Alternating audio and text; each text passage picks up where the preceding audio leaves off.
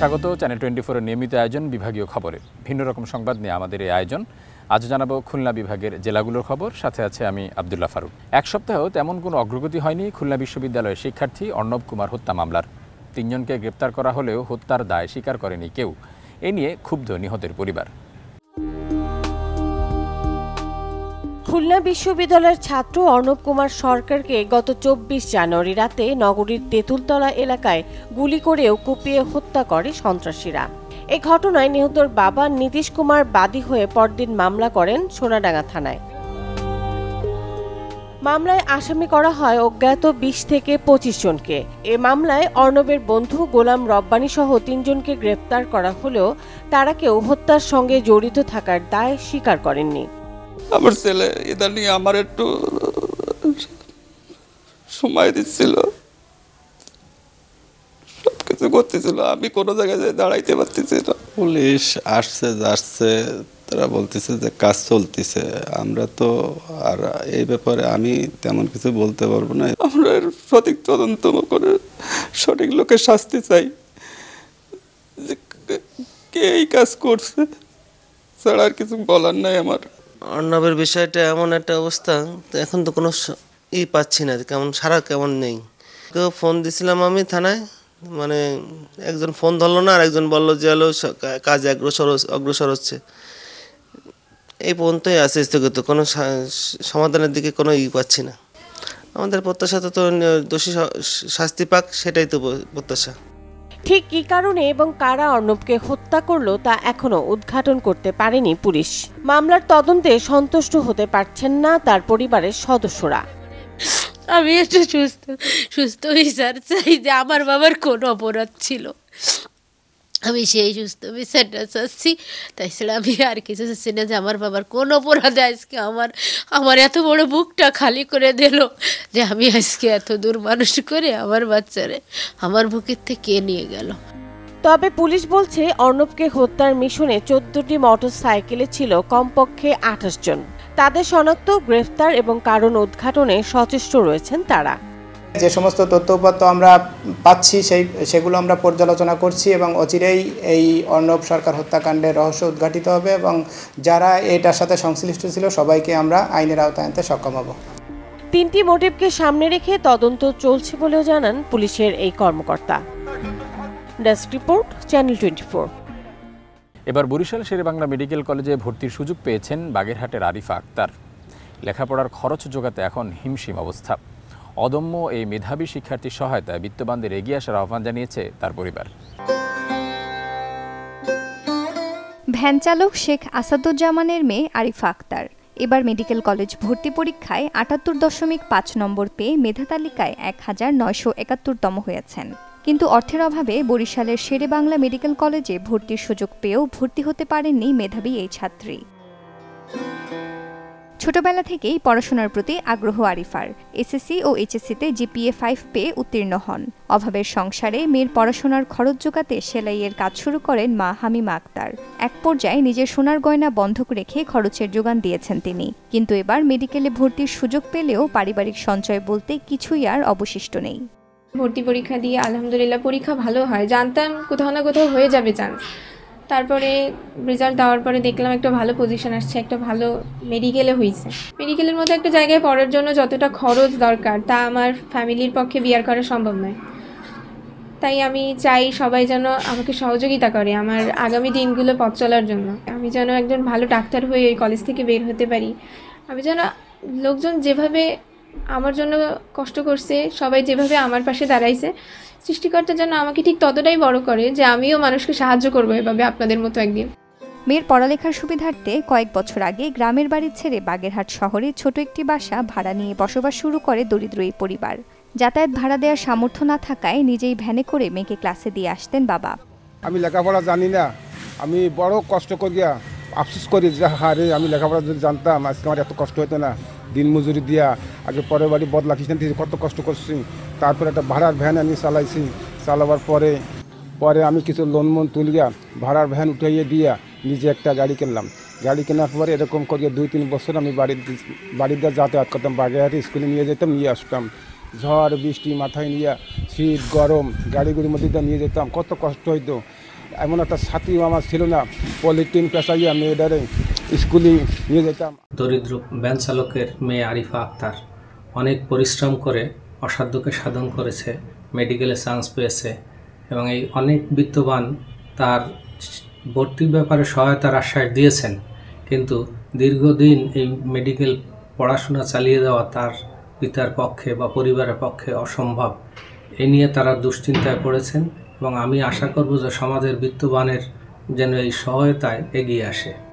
মেধাবী আরিফা এবং তার পরিবারের ব্যাপারে জানতে পেরে এগিয়ে আসে জেলা প্রশাসন ও একটি স্বেচ্ছাসেবী সংগঠন। আমি কথা দিচ্ছি যে আরিফার যে পড়াশোনা, এটার সামনে যে বাগেরহাটের জেলা প্রশাসন তার পাশে থাকবে, পাশাপাশি তার সামনের যে দিনগুলোতে যখন তার আরও খরচের প্রয়োজন আসবে, আর্থিক বা বই সংক্রান্ত বিভিন্ন জিনিস যখন আসবে, বিভিন্ন পর্যায়ে যারা আছে তাদের সাথে যোগাযোগ করে আমরা চেষ্টা করব যেন সুষ্ঠুভাবে আরিফা তার যে চান্স পেয়েছে ডাক্তার পড়াটা শেষ করতে পারে। এবং আমার অনুরোধ থাকবে সে যেন অবশ্যই আমাদের বাগেরহাটের মুখ উজ্জ্বল করেছে, পরবর্তীতে এসে যেন তার ফলাফলের মাধ্যমে কর্মজীবনের কৃতিত্বের পরিচয় দিতে পারে। আগামীতে মেয়ের চিকিৎসক হওয়ার স্বপ্ন পূরণে সমাজের বিত্তবান ও কলেজ কর্তৃপক্ষের সুদৃষ্টি কামনা করেন এই পরিবার। Desk report, channel 24। মোংলা বন্দর উন্নয়নে নির্মিত হচ্ছে নতুন আরও 6টি জেটি, যার মধ্যে 3 ও 4 নম্বর জেটি নির্মাণ কাজ প্রায় শেষ পর্যায়ে, আর 1 ও 2 নম্বর জেটি নির্মাণ একনেকে অনুমোদনের অপেক্ষায় রয়েছে। বন্দর কর্তৃপক্ষ বলছে জেটিগুলো পুরোপুরি প্রস্তুত হয়ে গেলে মোংলা বন্দর হবে বড় অর্থনৈতিক হাব। 3 দশকের পুরনো ও ঝুঁকিপূর্ণ যন্ত্রপাতি দিয়ে চলছিল মোংলা বন্দরের কার্গো আর কন্টেনার হ্যান্ডেলিং। পদ্মা সেতু নির্মাণের পর এই বন্দরের পণ্য হ্যান্ডেলিংয়ে সংযোজন করা হয় নতুন যন্ত্রপাতি। মোংলা বন্দরে নানামুখী উন্নয়নের লক্ষ্যে নির্মিত হচ্ছে আরও 6টি জেটি। পুরোপুরি প্রস্তুত হয়ে গেলে বন্দরটি হবে বড় অর্থনৈতিক হাব। বাংলাদেশের সমগ্র দক্ষিণ পশ্চিমাঞ্চল, নেপাল, ভুটান ও ভারতের সীমান্তবর্তী এলাকাগুলোর মালামাল পরিবহন হয় এই বন্দরে। পণ্যের চাপ সামলাতে এক পর্যায়ে এর সম্প্রসারণ জরুরি হয়ে পড়ে। বন্দরের সক্ষমতা বাড়াতে নতুন 6টি জেটি নির্মাণের উদ্যোগ নেয় বন্দর কর্তৃপক্ষ। এর মধ্যে 800 কোটি টাকা ব্যয়ে নির্মাণাধীন 3 ও 4 নম্বর জেটির কাজ হয়েছে 62 ভাগ। 5টা জেটি আছে বর্তমানে, কিন্তু এই 5টা জেটিতে 2-3টা জাহাজ আসলেই তো এর যে স্পেস রয়েছে তাতে কাজ করার জন্য তেমন সুবিধা তো কম পাওয়া যায়। এজন্য নতুন জেটি যেগুলো করার উদ্যোগ নিয়েছিল, কাজ চলমান আছে। এই জেটির কাজগুলো খুব দ্রুত সময়ের ভিতরে সমাপ্ত করতে পারলে আমদানি রপ্তানির সাথে জড়িত ব্যবসায়ীরা আরও বেশি উদ্যোগী হবে এবং মোংলা বন্দরে কাজের ক্ষেত্রে যে সমস্ত জটিলতা আছে এই জটিলতার একটা সমাধান হবে। ব্যবসায়ীরা বেশি আগ্রহী হবে এই বন্দর ব্যবহারের জন্য। মোংলা বন্দর ইতিমধ্যে একটা গতি পেয়েছে নতুন করে। এখন যদি বন্দরে যদি এই জেটির সংখ্যা বাড়ানো হয় তাহলে এখানে জাহাজ চলাচল বা হ্যান্ডলিং পরিমাণ বাড়বে। তাতে বন্দরে একদিকে যেমন আমাদের অর্থনৈতিকভাবে আমরা উপকৃত হব, আমরা ব্যবসায়ীরাও এই বন্দর দিয়ে তখন বিভিন্ন ধরনের কাজকর্ম আমরা সহজেই করতে পারবো। বন্দরে পণ্য ওঠানামার ক্ষেত্রে যে দীর্ঘসূত্রতা সেগুলো কমে আসবে এবং বন্দরের সক্ষমতা অনেক বেশি বৃদ্ধি পাবে। আমরা মনে করি চিটাগং বন্দরের পরে যদি চাপ কমাতে হয় তাহলে মোংলা বন্দরকে এভাবে আধুনিকায়ন করতে হবে, সেখানে সক্ষমতা বাড়াতে হবে এবং বন্দরের যে জনবল আছে সেগুলো বৃদ্ধি করতে হবে। তাহলে সব মিলে মোংলা বন্দর একটা পরিপূর্ণতা লাভ করবে। এছাড়া 1 ও 2 নম্বর জেটি নির্মাণে জাতীয় অর্থনৈতিক পরিষদ নির্বাহী কমিটি একনেকে চূড়ান্ত অনুমোদনের অপেক্ষায় রয়েছে। আর 11 ও 12 নম্বর জেটি নির্মাণের পরিকল্পনাও বাস্তবায়ন করছে বন্দর কর্তৃপক্ষ। মোংলা বন্দরের 3 এবং 4 নম্বর জেটিটি পিপিপির আওতায় সাইপ্যাক কোম্পানির সঙ্গে মোংলা বন্দরের যে চুক্তি হয়েছে সে আলোকে আগামী 1.5 বছরের মধ্যে সম্পন্ন হবে আশা করা যায়। এই পোর্ট জেটি হয়ে গেলে আমাদের যে ইতিপূর্বে যে জেটি আছে এগুলি জেটির সঙ্গে নতুন মাত্রা যোগ হবে এবং এটা যে আধুনিক একটা যে জেটি হ্যান্ডেলিং ক্যাপাসিটি এবং জেটি হবে সেক্ষেত্রে এটা বিশ্বের কাছে একটা ইতিবাচক একটা সারা জাগাবে। মোংলা বন্দরের যাত্রা শুরুর পর 5 থেকে 9 নম্বর জেটি নামে মোট 5টি জেটি আছে, যা বন্দরের পণ্য হ্যান্ডেলিংয়ের কাজে নিয়মিত ব্যবহৃত হচ্ছে। এর মধ্যে নতুন আরও 6টি জেটি যুক্ত হলে এই বন্দরের সক্ষমতা বাড়ার পাশাপাশি দক্ষিণ পশ্চিমাঞ্চলে পণ্য আমদানি রপ্তানিতে খরচ অনেকটাই কমে আসবে বলে মনে করেন সংশ্লিষ্টরা। Desk report, channel 24। নড়াইলে বিনামূল্যে চিকিৎসা সেবা প্রদান করেছে শরীফ আতিয়া রহমান স্মৃতি সংসদ। 21 জন বিশেষজ্ঞ চিকিৎসক প্রায় 3000 রোগীকে এই সেবা প্রদান করেন। ঘরে বসে উন্নত চিকিৎসা সেবা পেয়ে খুশি স্থানীয়রা। নড়াইল সদরের ভবানীপুর উচ্চ বিদ্যালয় মাঠে হাজারো রোগীর ভিড়। বিনামূল্যে চিকিৎসা সেবা নিতে এসেছেন প্রত্যন্ত এলাকার মানুষেরা। লাইনে দাঁড়িয়ে সংগ্রহ করছেন ডাক্তার দেখানোর স্লিপ। এরপর বিশেষজ্ঞ চিকিৎসকের পরামর্শ সহ বিনামূল্যে নিচ্ছেন ঔষধ। বাড়ির পাশেই উন্নত চিকিৎসা নিতে পেরে খুশি আশেপাশের কয়েক গ্রামের মানুষ। এটা আমাকে জন্য ভালো, নড়া যাবো টাকা দেখাবো, ফিরিয়ে একটু দেখানোর দরকার। আমরা সব ভূমিহীন মানুষ, আমরা গরিব মানুষ, এই ফেলে আমাকে ভালো হয়। আমরা তো খুশি, আমাকে বাড়ির পর ডাক্তার বিনামূল্যে ওষুধ দিচ্ছে, আমরা লাইন দিয়ে সিরিয়াল দিয়ে সবাই নিচ্ছি। আমি ডাক্তার দেখাইছি, ভালো চিকিৎসা পাইছি, ওষুধ পাইছি, আবার পরবর্তীতে দেখাবো। আমি বিনামূল্যে যে চিকিৎসা সেবা হচ্ছে, এটা অত্যন্ত প্রত্যন্ত অঞ্চলে যে চিকিৎসা সেবা দিচ্ছে, এটাও আমরা অত্যন্ত আনন্দ বোধ করতেছি যে এখানে অনেকগুলো ডাক্তার আসছে, যে ডাক্তারগুলো আমরা একসঙ্গে এরকম আমরা চিকিৎসা নেওয়ার কোনো সুবিধা পাই না। দাঁতের ডাক্তার দেখাইছি তো, তা ছোট মানুষ তো, ওরা 5 বছর না হলে দাঁত উঠানো যাবে না, তাই হলো ডাক্তার বলেছে কি 5 বছর বয়স হয়ে নি, তারপরে ওরা দাঁত উঠাবে, আর হলো ওষুধ দিয়েছে, যা লিখে দিয়েছে এখান থেকে নেবো সেই ওষুধটা। বিনামূল্যে এই চিকিৎসা সেবা প্রদান করছে শরীফ আতিয়ার রহমান স্মৃতি সংসদ। 21 জন বিশেষজ্ঞ চিকিৎসক প্রায় 3000 রোগীকে এই সেবা প্রদান করেন। এমন আয়োজনে আসতে পেরে খুশি চিকিৎসকরাও। আমি মনে করছি যে এটা এই এলাকার জনগণের জন্য খুব বড় একটা পাওনা, যে এভাবে শুধু আয়ের সাইড না, এটা এখানে গাইনি, সার্জারি, অর্থোপেডিক্স, ইএনটি, এগুলো সব সাবজেক্টই আছে। তো এখানে ফ্রি রোগী দেখা, ফ্রি চিকিৎসা সেবা দেওয়া এবং কিছু ওষুধও তাদেরকে আমরা এখান থেকে সাপ্লাই দেওয়ার ব্যবস্থা করছি। ভালো একটা উদ্যোগ এটা। এখানে আছে গ্রামের যারা লোকাল পিপল, তারা সবাই, আমি চর্মরোগ বিশেষজ্ঞ, এখানে যেগুলো ছোঁয়াচে রোগ, স্ক্যাবিজ, তারপরে হচ্ছে দাউদ বা ফাঙ্গাল ইনফেকশন, এই রোগীগুলাই বেশি পাচ্ছি। অনেক কমপ্লিকেটেড কেসও পাচ্ছি, যেসব রোগীদের ডায়াবেটিস কমপ্লিকেশন ডেভেলপ করে গেছে এমনও পেশেন্টও পাচ্ছি। তো আমরা আমাদের সাধ্য এবং সামর্থ্য অনুযায়ী যতখানি চিকিৎসা এখানে দেওয়া যায় দিচ্ছি, যেগুলো হায়ার সেন্টারে রেফার করার দরকার সেটা রেফার করতেছি, এবং কিছু রোগীদেরকে আমরা ওষুধপত্রও দিয়ে দিচ্ছি। শিক্ষাবিদ শরীফ আতিয়ার রহমানের মৃত্যুর পর তার সন্তানেরা বাবার নামে গড়ে তুলেছেন এই স্মৃতি সংসদ। 2 ছেলে ও তাদের স্ত্রী সন্তান সহ পরিবারের 6 চিকিৎসক নিজ বাড়িতেই প্রতি মাসের একদিন বিনামূল্যে চিকিৎসা সেবা দেন, আর বছরে একদিন বড় পরিসরে মেডিকেল ক্যাম্পের আয়োজন করেন। আমরা প্রত্যেক মাসেই আমরা আমাদের বাসায়, আমাদের অফিসে প্রত্যেক মাসেই বিনামূল্যে স্বাস্থ্যসেবা প্রদান, অব্যাহত প্রক্রিয়ারই গত 3 বছর যাবত এটা আমরা করে আসছি। এই 7 জন চিকিৎসকদের সমন্বয়ে, তাছাড়া আমাদের পরিবারে যারা শুভারন্তই আছে তারাও থাকে কিন্তু আরও 2-3 জন। মোট প্রায় বলা যায় যে 8-10 জন চিকিৎসক প্রতি মাসের চিকিৎসা সেবাটি চালিয়ে রাখে। এবং আমাদের এই কর্মসূচিটা ধারাবাহিকভাবে চলমান আছে এবং ধারাবাহিকভাবে আমরা রাখতে চাই, এটার পরিধি আরও আমরা বিস্তৃত করতে চাই। আমার পরিবারে যে 6 জন চিকিৎসক রয়েছেন তার মধ্যে আমি সবচেয়ে ছোট। প্রতি মাসে আমার দাদার স্মৃতিতে আর কি আমরা আমাদের বাসার সবাই, আমাদের কিছু সহকর্মী, আমার কিছু বন্ধু এবং কিছু জুনিয়র ডক্টর, কিছু স্টুডেন্ট, আমরা সবাই আসি, গ্রামে আসি, এদের মানুষদের সেবা দেওয়ার চেষ্টা করি। আসলে সবই এলাকার মানুষ যাতে উপকৃত হয় সেটাই আমাদের আসলে মূল লক্ষ্য। ভবিষ্যতে বিনামূল্যে এমন চিকিৎসা সেবা কার্যক্রম আরও বড় পরিসরে আয়োজন করলে সব ধরনের সহায়তার আশ্বাস দেন জেলা প্রশাসক। যারা এখানে আসছেন সেবা নিতে, তাদের যদি কোনো বড় ধরনের কোনো চিকিৎসার প্রয়োজন হয়, অপারেশন, আমাদের জেলা প্রশাসনের পক্ষে আর্থিকভাবে যতটুকু সহযোগিতা করার আমরা করব, এবং ডাক্তাররা এ ধরনের ক্যাম্পেইন যেন বারবার করতে পারে, সেভাবে আমার যেখানে যতটুকু আমাদের সহযোগিতা করার, আমার কোনো আন্তরিকতার কোনো আমার ঘাটতি থাকবে না। বিনামূল্যে এই চিকিৎসা সেবা কার্যক্রমের উদ্বোধন করেন মুক্তিযোদ্ধা commander Sharif Humayun Kabir. Desk report, channel 24। স্বামী ব্রেন স্ট্রোক করেছেন আর স্ত্রী ক্যান্সারের রোগী। পরিবারের একমাত্র উপার্জনক্ষম ব্যক্তি অসুস্থ থাকায় দুজনের চিকিৎসা খরচ জোগানো তো দূরের কথা, দুবেলা দুমুঠো খাবার জোগাড় করতেই হিমশিম খেতে হচ্ছে। মেহেরপুরের এই অসহায় পরিবারটির সহায়তায় সবাইকে এগিয়ে আসার আহ্বান জানিয়েছেন স্থানীয়রা। কেমন দেওয়া পারে, এখন ব্যথা যন্ত্রণা টপগানি জিনিসটা একটু ডাকরা হয়ে গেছে, বুঝছেন, মাথার চুল উঠে গেছে, এই যে কিছু নাই। ক্যান্সারের অসহ্য যন্ত্রণায় কাবু নাজমা খাতুন। নেই চিকিৎসার সামর্থ্য, ধার দেনা করে জীবন চলছে কোনো মতে। স্ত্রীর অসুস্থতায় নিরলসভাবে সেবা করছেন স্বামী হাশেম আলী। তিনিও স্ট্রোকের রোগী। আগে রাজমিস্ত্রির কাজ করলেও এখন বেকার। ছোট ভাই ও চাচাদের সহায়তায় কোনো রকমেই দিন কাটছে তাদের। কস্টিস লিস্টে নাজমা 3টি কেমোথেরাপি নিতে পারলেও বাকি আরও 6টি। আর্থিক সমস্যা আমাদের বেশি, এই কারণে মহিলা সংস্থায় এই যে টেড করে না সরকারের, ওই কাজ করতে গেছিলাম। যাওয়ার পর ওই মেশিনে কাজ করতে গিয়ে ওই জিনিসটায় আঘাত লেগেছিল, বুঝছেন। ওই আঘাতটা লাগাতে ভিতরে টিউমার ছিল, ওটা বাস্ট হয়ে গেছে।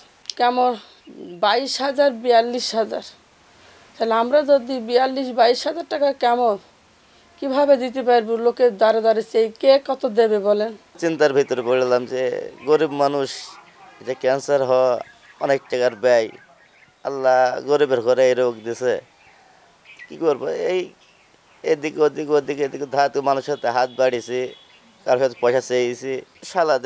শালেদের বললাম যে এই ব্যাপার কী করবি কর, আমার তো কোনো কায়দা নেই। ওরা কী করছে, বাজারে ছেলে পেলে নিয়ে কিছু টাকা তুলেছিল, তাই নিয়ে টুকটাক 2টা কামও দেওয়া হয়েছে। আল্লাহ যদি মুখ পানে তাকায়, যদি আপনারা যদি কিছু হেল্প করেন, তা আমার ওয়াইফ বাড়ি আলে চিকিৎসা করতে পারবো, আর নাহলে আমাদের অকালেই মরতে হবে। 2 ছেলে আর 1 মেয়ের সংসার নাজমার। বড় ছেলে এসএসসি পাশ করে বেকার, মেজ ছেলে ফ্যাক্টরিতে মিস্ত্রির কাজ করলেও নেই তেমন কোনো আয় রোজগার। পরিবারে কোনো উপার্জনক্ষম ব্যক্তি না থাকায় বিভিন্ন এনজিও থেকেও ঋণ নিতে হয়েছে নাজমার। লোন তুলেছি 20,000 টাকা মতো, মোট এই টাকা করা নিজেই আমি ঢাকাতে গেছি। ঢাকায় পরীক্ষা নিরীক্ষা করি, ওরা খুব খারাপ রিপোর্ট দিছে, দেওয়ার পর টাকাটা রাস্তায় শেষ। সংসারের সব কিছুরই কষ্ট। আমার দুলা ভাইয়ের তো যে অবস্থা, তাতে এই ট্রিটমেন্ট করা সম্ভব না।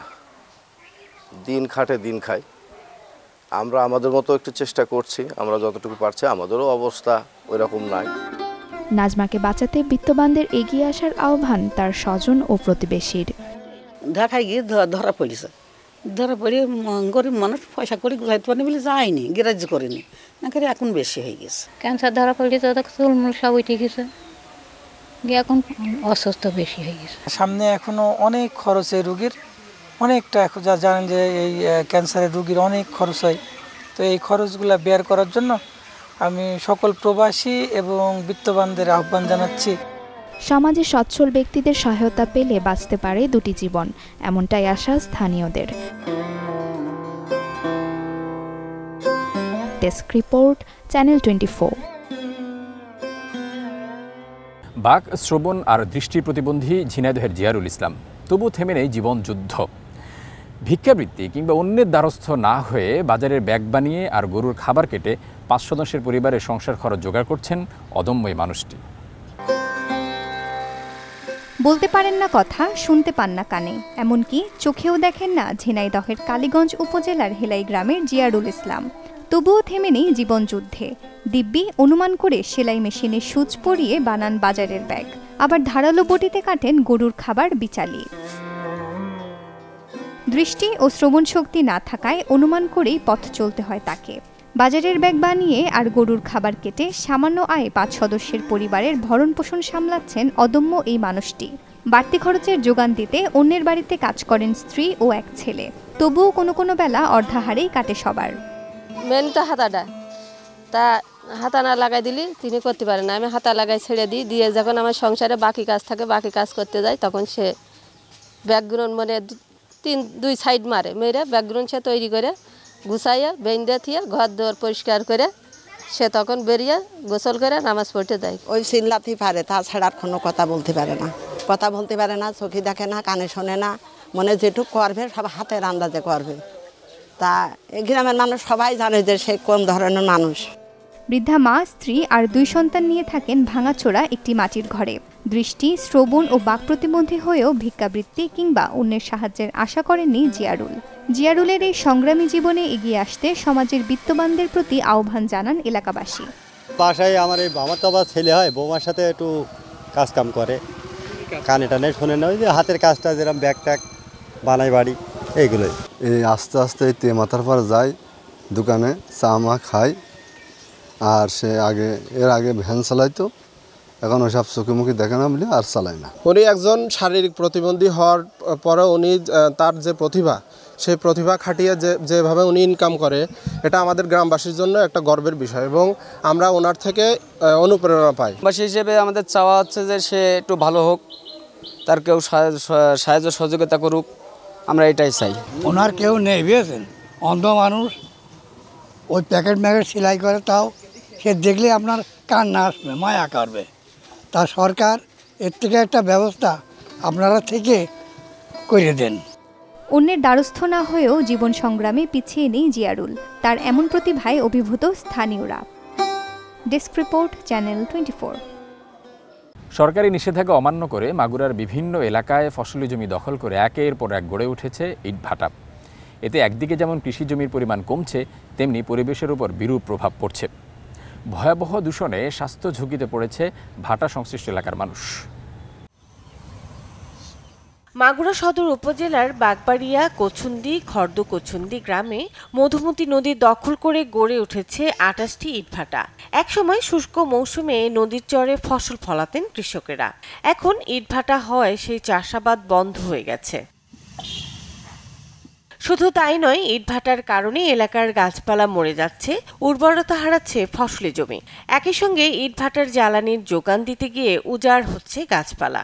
ভাটার কারণে আমাদের গাছগাছালি ক্ষতি, মাঠের ক্ষতি, শরীরের দিক তো ক্ষতি। মানে ভাটার থাকতে আমাকে সমস্যা আসলে, আমরা তো কৃষক মানুষ, আমরা কাজ করে খাই, সে আমরা কিন্তু পকড়টা যদি না পাই তা কী খেয়ে আমরা বাঁচবো? এই ভাটার তাতে আমাকে সমস্যা। একটা ইট ভাটা আমাদের এই ধানের জমি 10 বিঘা জমি লাগতেছে, এতে আমাদের হচ্ছে ফসলের জমি কমে যাচ্ছে। শুধু সদর উপজেলায় নয়, সরকারি নিষেধাজ্ঞা অমান্য করে মাগুরার 4 উপজেলার বিভিন্ন এলাকায় 3 ফসলি জমি দখল করে একের পর এক গড়ে উঠেছে ইটভাটা। এতে একদিকে কৃষি জমির পরিমাণ কমছে, তেমনি জলবায়ুর ওপর বিরূপ প্রভাব পড়ছে। ঘটছে ভয়াবহ পরিবেশ দূষণ। স্বাস্থ্য ঝুঁকির মধ্যে পড়ছে ভাটা সংশ্লিষ্ট এলাকার মানুষ। ভাটার চারপাশে শিক্ষা প্রতিষ্ঠান, বাড়িঘর এবং ফসলি জমি, এতে আসলে অনেক ক্ষতিগ্রস্ত হচ্ছে লোকজন। ফসলি জমির ক্ষতিগ্রস্ত হচ্ছে। কিছুদিন আগেই এখানে পরিবেশ অধিদপ্তর ভেঙে দিয়ে গেছে ভাটা, তারপরেও কিভাবে ভাটা আবার চালু হয়েছে এটা আমরা বলতে পারি না। আসলে এই যে ইট ভাটা এখানে হওয়াতে আমাদের প্রচুর ক্ষতি হচ্ছে। আমাদের এলাকায় যে গাছগুলো কেটে অক্সিজেনগুলো ধ্বংস করে দিচ্ছে। কয়লার বদলে কাঠ ইউজ করতেছে, যার জন্য আমরা স্বাস্থ্য ঝুঁকিতে আছি। তো এর আগে আমরা অনেকবার ট্রাই করছি বিভিন্ন জায়গায় যেয়ে, এবং প্রশাসনের দৃষ্টি আকর্ষণ করছি, কিন্তু প্রশাসন এ ব্যাপারে কোনো পদক্ষেপ নেয় নাই। এদিকে ইটভাটা মালিকদের অভিযোগের তীর পরিবেশ অধিদপ্তরের দিকে। তারা বলছেন, ছাড়পত্র না পাওয়াতে নানাভাবে হয়রানির শিকার হচ্ছেন তারা। ভাটাগুলো বন্ধ হয়ে গেলে আর্থিকভাবে ক্ষতিগ্রস্ত হওয়ার পাশাপাশি বেকার হয়ে পড়বে ভাটায় কাজ করা লাখো শ্রমিক। আমি কয়লাতে পোড়ানোর নিয়ম মাথায় আছে। আমাদের এই বছরে পরে উপদেষ্টারা বলেছে 13 সালের জায়গায় লাইসেন্স আছে, সেটাও আছে, ট্রেড লাইসেন্স আছে, আমার অন্য সব লাইসেন্স আছে। তো বললাম তো ফায়ার সার্ভিস আছে, ডিএসটিআর আছে, কলকারখানা আছে, সব আরো কি আছে, এইসব লাইসেন্স আমার আছে। পরিবেশ অধিদপ্তর থেকে মাগুরায় এসে ওনারা আমাদের ইট ভাঙছে, ভাটা ভাঙচুর করছে। এতে অনুমান করা হচ্ছে 25 থেকে 30 লাখ টাকার ক্ষতি করছে। এতে কাঁচা ইট ভাঙছে প্রায় 7 লাখের মতো, কিলিং ভাঙছে, চিমনি ভাঙছে, সব মিলিয়ে 25 থেকে 30 লাখ টাকার ক্ষতি করছে। পরিবেশ অধিদপ্তর বলছে, অবৈধ ইটভাটাগুলোকে নিয়মিত জরিমানা করা হচ্ছে। এর মধ্যে বন্ধ করা হয়েছে 2টিকে। আর নিয়ম অনুযায়ী ভ্রাম্যমাণ আদালতের অভিযান চলছে বলে জানান জেলা প্রশাসক। অবৈধ ইটভাটাগুলোর ক্ষেত্রে আমাদের মোবাইল কোর্ট কার্যক্রম পরিচালনা হচ্ছে এবং আমরা সেটা নিয়মিত করে যাচ্ছি।